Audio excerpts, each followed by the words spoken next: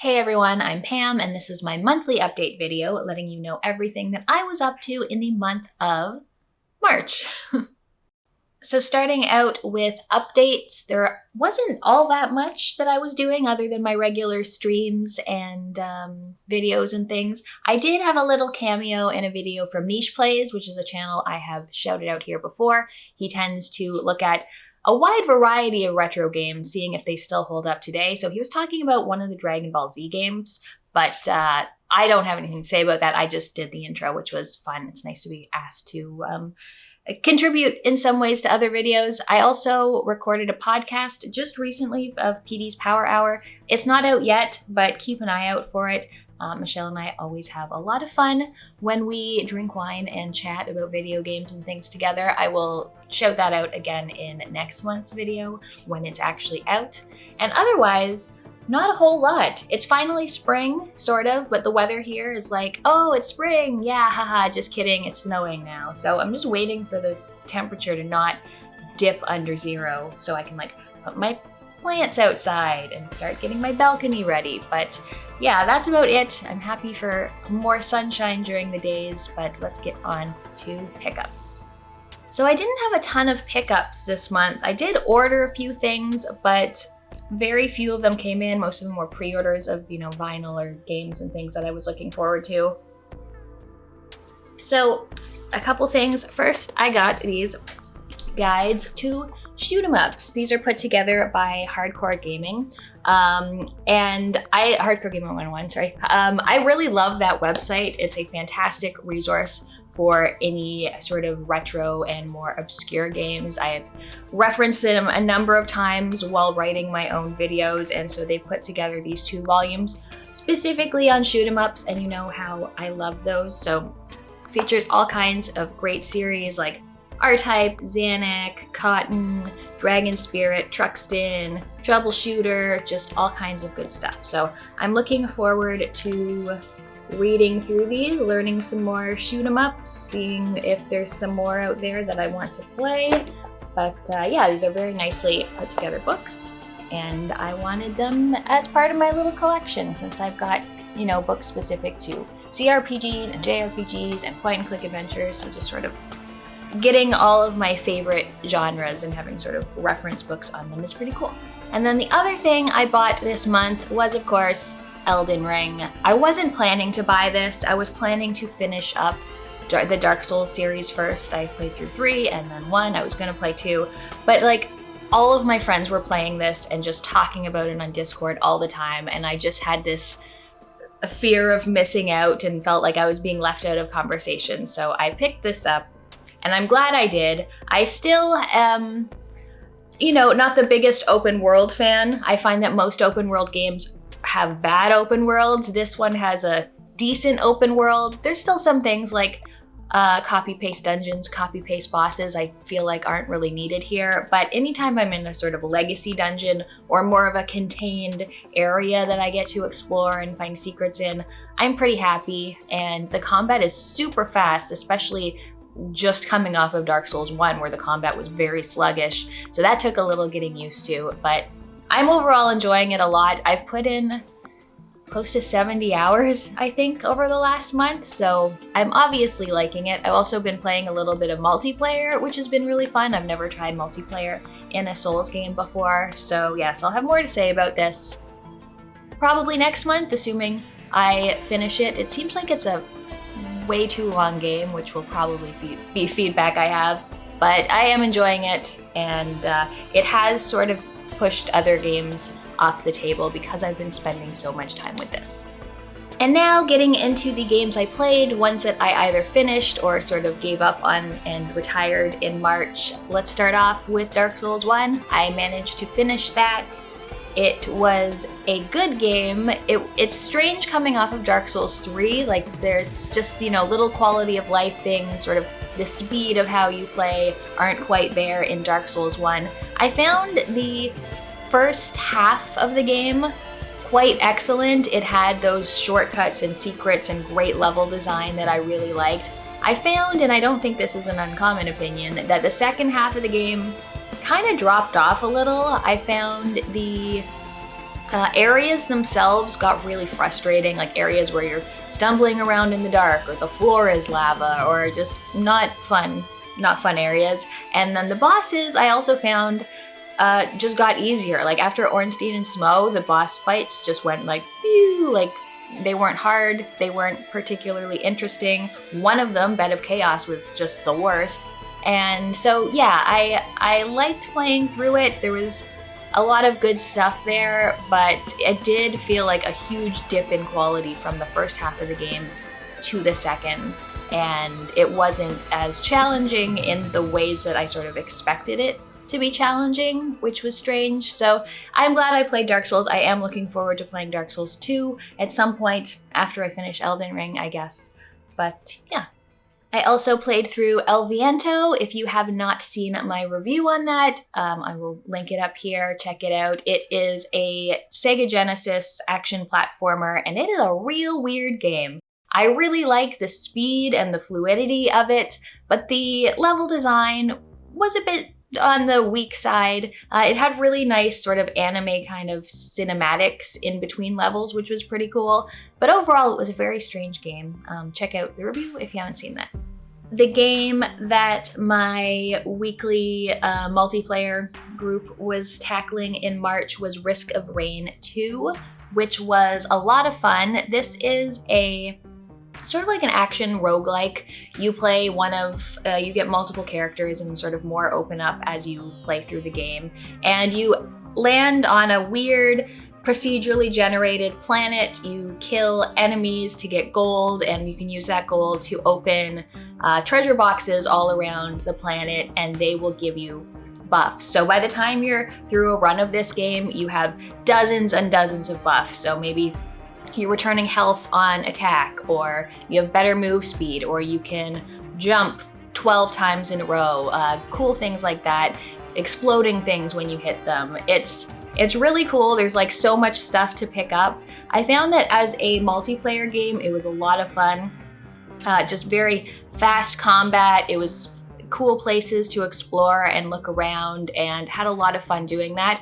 I did try the game solo, and I found it not fun at all solo. Going by yourself, it just takes too long to kill things and gain money. It's just a bit of a slog solo, but with 4 people, it was a lot of fun. We went through, it took us a number of tries. A full run is probably around 40 minutes, so they're pretty long runs, assuming you're not dying early. And it took us a few times when we got to the last level to figure out what to do. I tended to run in and die basically immediately as soon as enemies started spawning, so I had to work on that. But yeah, Risk of Rain 2 was a lot of fun, definitely recommended for multiplayer. Although I will say the netcode, the connections were sometimes annoying, and it could sometimes take us a while to get everyone in the party at once. So that's just a little caveat, but the gameplay itself was a lot of fun. I also finished playing through Guardians of the Galaxy, and I talked about Guardians of the Galaxy a little bit in my latest What to Play on Game Pass video just last week. But Guardians of the Galaxy was really good. I really enjoyed it. I kept hearing about how good the writing is, and I completely agree. It has great characters. I mean, I like the characters in the movies. I'm not a comic book person, so I can't speak to that. But some of them, like Peter Quill and Gamora, I actually liked them better in the game than I do in the movies. And it was just a really nice story with good writing. Like the whole focus on teamwork and getting stronger together is really nice. And at the same time, every character is definitely dealing with grief over things that happened to them in the past, and sort of talking to them about that and working through it was really engaging. The gameplay is sort of on the simple side. You're mostly walking around and talking to characters, like that's what most of the game is. And then, there's combat that sort of breaks things up, which is okay. It's a nice distraction. I wouldn't say it's my favorite kind of combat I've ever experienced in a game, and doing the occasional little environmental puzzles. Again, it's all about teamwork, so telling your companions when to use their special abilities in combat, or when to do something with the environment so that everyone can proceed forward together. But yeah, it was really cute. Lots of very cool characters. Cosmo in particular was one of my favorite, which was a new character to me. And definitely enjoy it if you really like very story and character heavy games, then I definitely recommend it.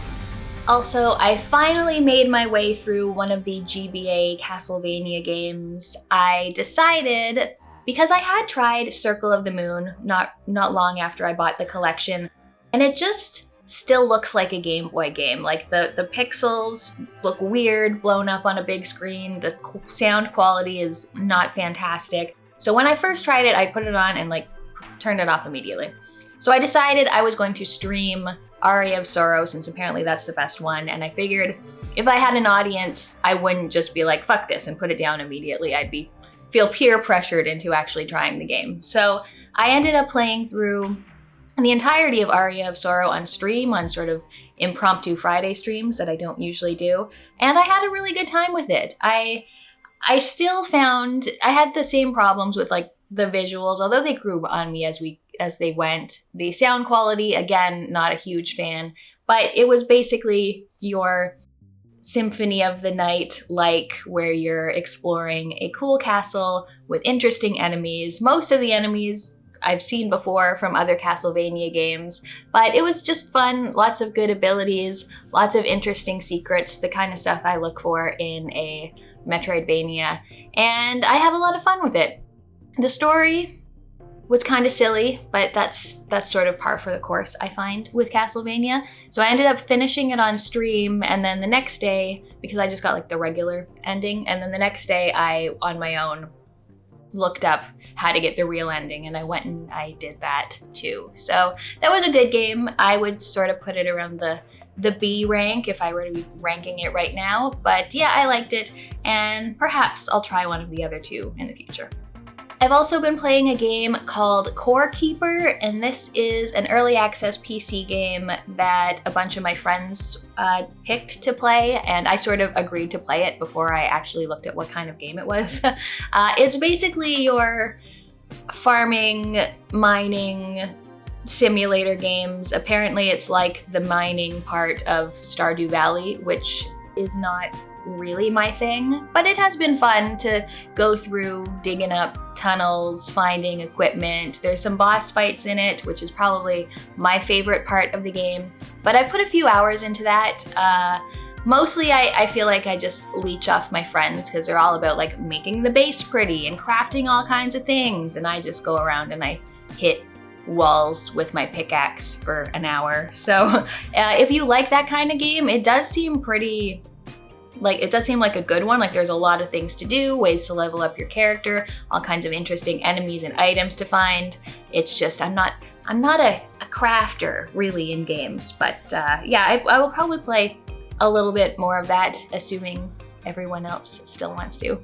And lastly, for the games I finished, I just replayed Paradise Killer. Again, I talked about this one in my last Game Pass video. This was also my favorite game of 2020, and I figured since it came on Xbox, I would just give it a replay. It's kind of like one of those comfort games. It just has the most amazing neon vaporwave aesthetic. I absolutely love the music in the game. I have the vinyl, and it's definitely the one that's on my player the most.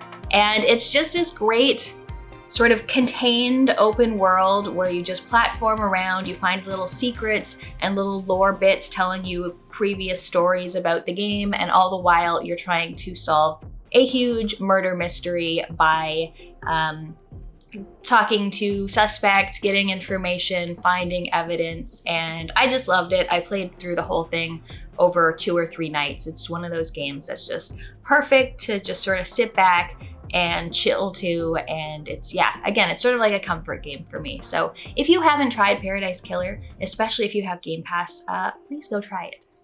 Now, there were a few games that I retired because I wasn't into them. First of one was Shadow Warrior 2, and this was another one my friends and I decided to play multiplayer, and it was just a bad game. None of us liked it. It's a sort of samurai bad game. It's just like an action game where you're going from mission to mission, picking up things, killing things. It's got some of the most terrible writing I've ever experienced in a game, and it's just very, I don't know, like it's so broken up. It's not like a linear sort of mission style, but it's also not open world. It's just, you go to your hub, you get a quest, you travel somewhere, you do the thing. You go back to the hub, you get a quest. It's just disjointed, and the writing was terrible, and the gameplay was just kind of repetitive. So we played that one for one night and decided we would not be continuing with Shadow Warrior 2. I also tried a couple other Metroidvanias that I had on my wish list for a while, and these are Alwa's Awakening and Wonder Boy and In the Dragon's Trap. And what I'm realizing is that even though I like NES games, like I can still play and enjoy NES games, although it's been a while since I've reviewed one, I do not want new games that play like NES games. That's not something I want out of games right now. So Alwa's Awakening, it very much looked like something you could play on an 8-bit system. The controls and the movement was just, you know, a little on the stiff side. I found it just kind of dull, honestly. I just went up to the first boss, and there's some little puzzly bits, and just the combat, the movement, nothing was really that enjoyable to me. I would hope that with new abilities it would get faster, but just nothing in the game really caught me, so I put that one down.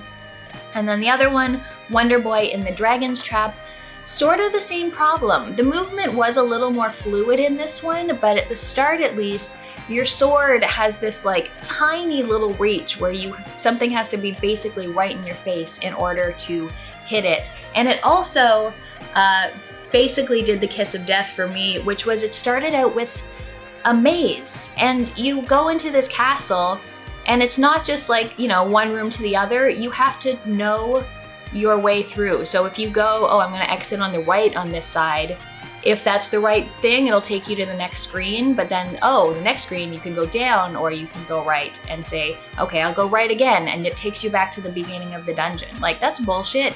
I don't want to do that, especially right at the beginning of a game before it's had a chance to get its hooks into me. So yeah, I quit both of those. They just didn't seem like something I wanted to spend my time with. Okay, that is it for this video. Let me know in the comments what games you've been playing, if there's anything you want to recommend. Did you get any interesting pickups? Thank you so much for watching. I'll see you next time. If you want to see more, check out one of my other videos linked here. I have a Patreon if you want to support the channel. Thanks for watching, and I'll see you next time.